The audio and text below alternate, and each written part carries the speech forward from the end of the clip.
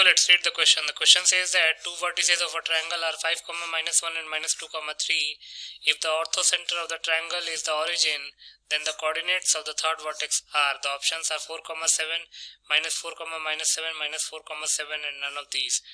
इस क्वेश्चन में ट्रायंगल के दो वर्टिसेस दे रखे हैं 5, -1 एंड -2, 3 और ट्रायंगल का ऑर्थोसेंटर ओरिजिन दे रखा है, तो हमको थर्ड वर्टेक्स के कोऑर्डिनेट्स फाइंड आउट करने हैं।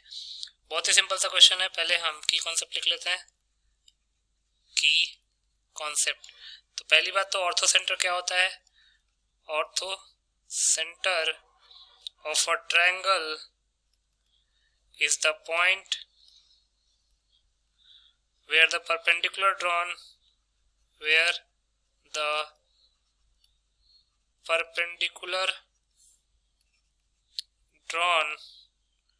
from the vertices to the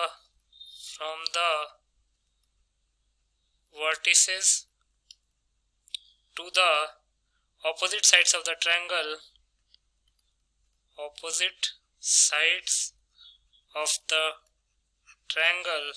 intersect each other। कहने का मतलब ये है कि अगर ये ट्रायंगल है तो जहाँ पे तीनों साइड के एल्टीट्यूड्स मीट करेंगे, ये एल्टीट्यूड है, ये एल्टीट्यूड है और ये भी एल्टीट्यूड है, जहाँ पे मीट करेंगे उसको हम ऑर्थोसेंटर बोलते हैं।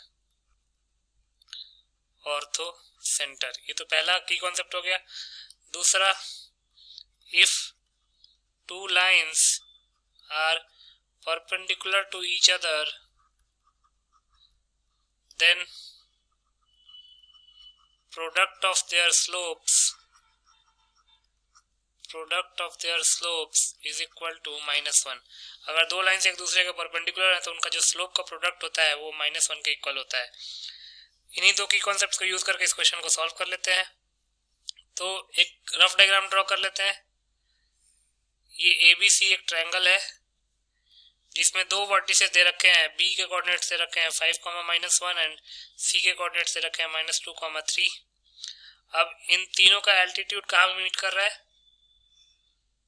इन तीनों का एल्टीट्यूड ओरिजिन पे मीट कर रहा है।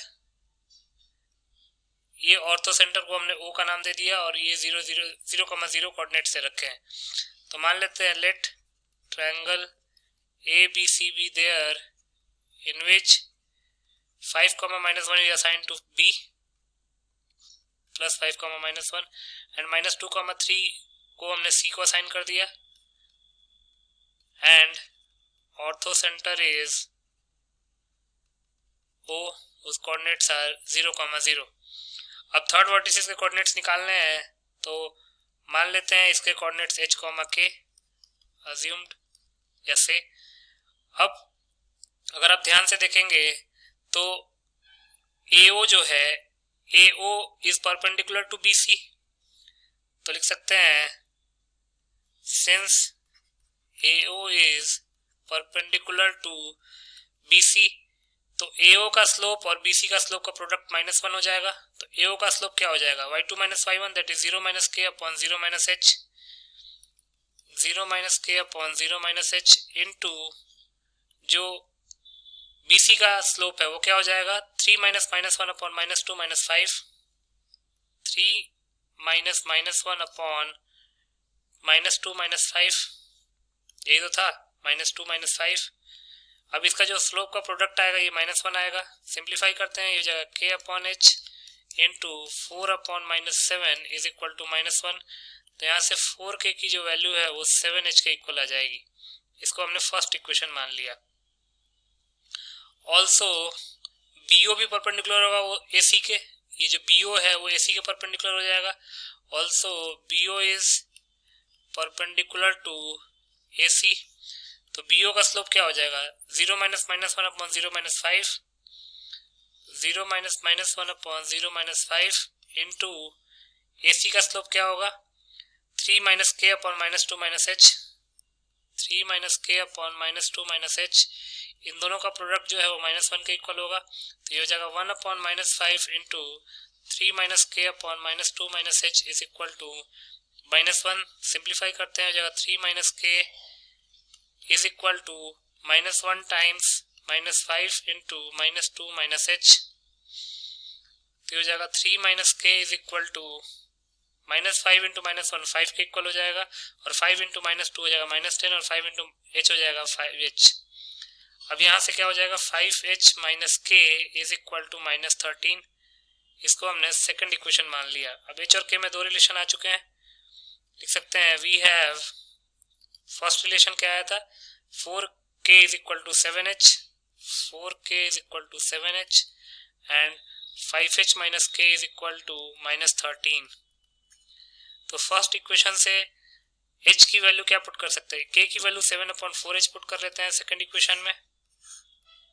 पुट करेंगे तो क्या होगा 5h minus 7/4h is equal to -13, ये हो जाएगा 20h minus 7h is upon 4 is equal to -13।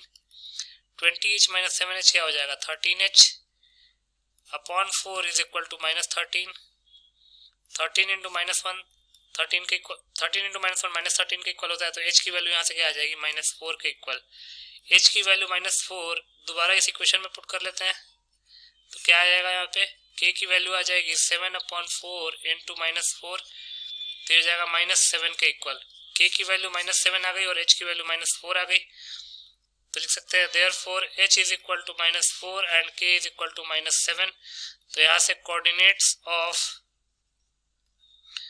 Third vertex are -4, -7। अब देख लेते हैं किस ऑप्शन में लिखा हुआ है, -4, -7 बी ऑप्शन में लिखा हुआ है। तो यहां से हम लिख सकते हैं hence B is the required correct option। तो B ऑप्शन को टिक कर लेंगे। So B option will be the final answer. I hope you understood it well. Best of luck.